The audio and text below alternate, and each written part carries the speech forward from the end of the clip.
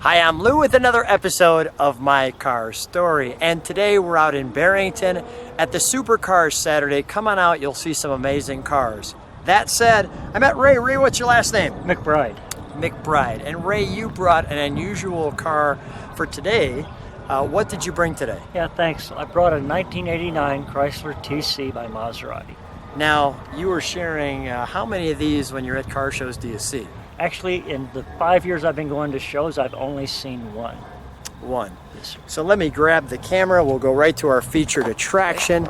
So come on right alongside me. Now, the story behind the Chrysler's TC Maserati, if I recall, was this was quite the expensive ride for Chrysler. Yes, sir, it was. It came out in 1989, and it was released to 300 dealerships only for about $35,000.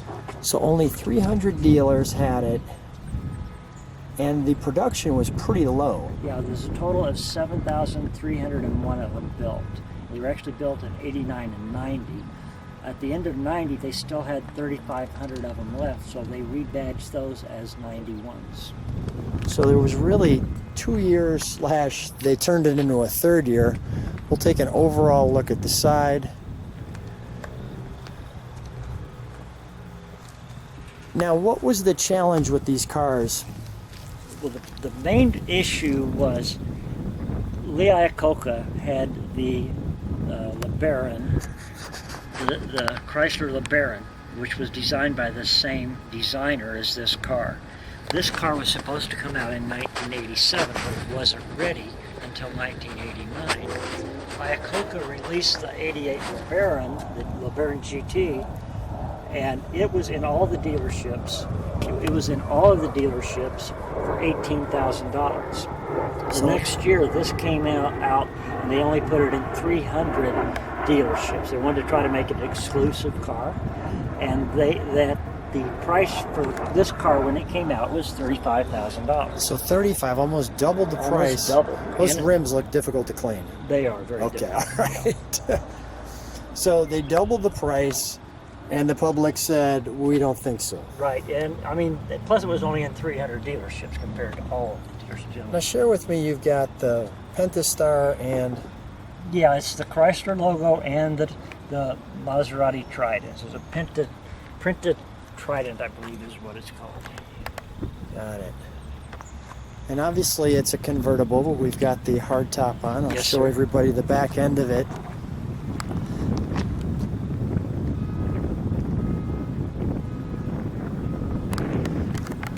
So when you're at a car show, what's people's reactions? There's your Chrysler's TC, and the TC was for Town and Country? No, it's Touring Coupe. Touring Coupe, got it. Can we open that up, please? Absolutely. Thanks. I'll show that single dual-tipped exhaust.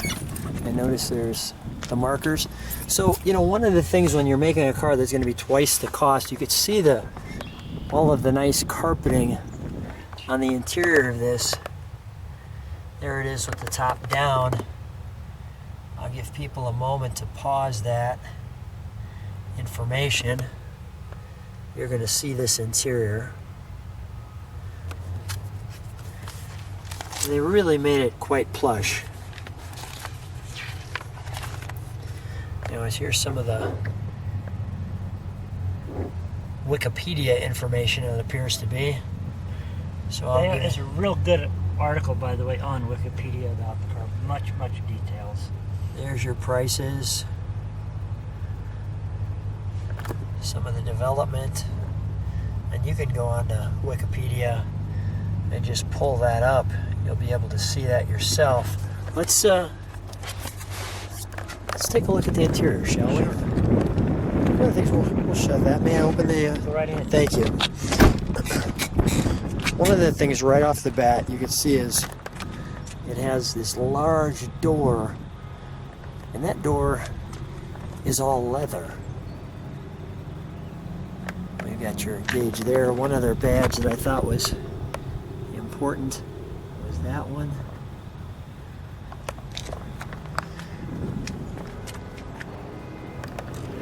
interior.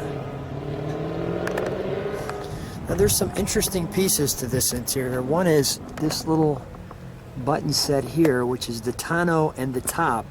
Now Ray, share with me what these buttons are. Sure. The tonneau cover, when I take the hard top off, the tonneau cover is a release for it, so it'll pop open.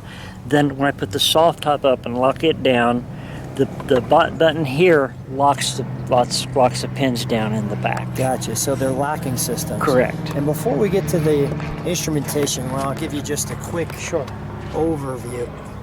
But can you open this up and show us what's behind the seat there? Because there's something interesting there. While you're doing that, I'm going to just feature some of the details here. Okay, so once there's your That's my spare tire and a few tools. There's actually supposed to be an umbrella up here. Okay. It came with the car that was logoed Maserati. And a toolkit that was logoed Maserati, which this car does. I do not have that, unfortunately. And let me just show this too. Even the liner here, there's like a silk liner inside there. Right. And this is all leather. There's no vinyl in the car whatsoever. So let's, we've got our gas release there, our hood latch, our pedals, speaker in the door, and we'll show you these gauges.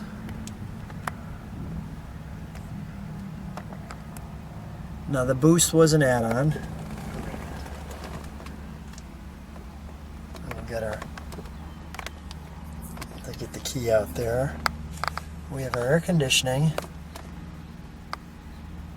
our radio, but this is a CD player and cassette. Correct. And then lots of room for your passenger. And also, on this console, you have rear defrost, driver's seat, passenger, and your cigarettes. All very nice. Let's take a look under the hood, shall we? Sure.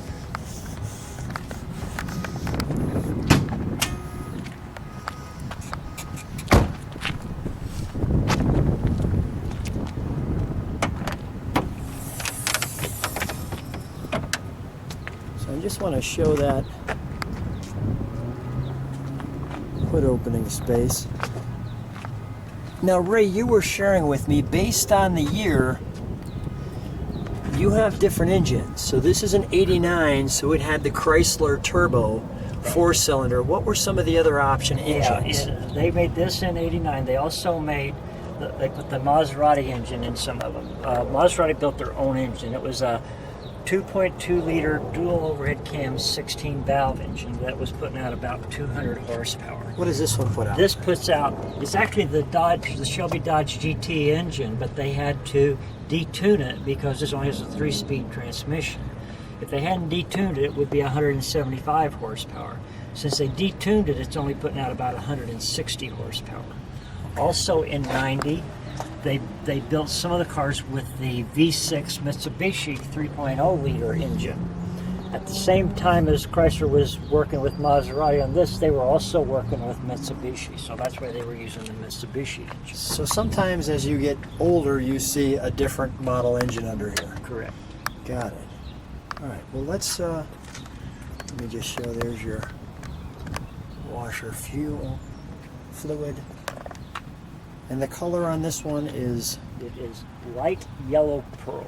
Light yellow pearl. And just one other thing before I let you go. This piece here, this was, you were sharing, was one of the first ABS systems. Yeah, it's the first one actually that Chrysler put in a car. It's a Tevas anti-lock brake system. Does not have a master cylinder. What it does is it has a pump that builds up pressure in that ball to 1,000 psi, and then it uses that pressure to brake the car. And you can get about 3 or 4 stops, good stops out of it without the pump having to run to replenish the pressure. Let's fire it up, shall we? Sure.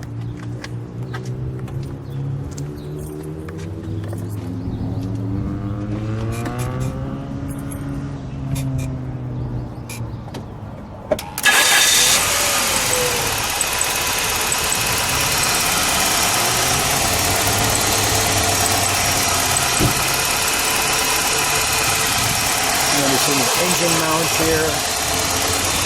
Let me listen to it. If you'll hit the brakes for just a moment.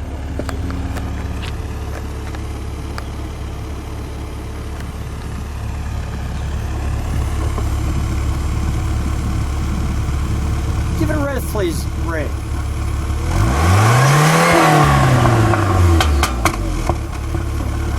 Oh, nice backfire. Pop, pop, pop.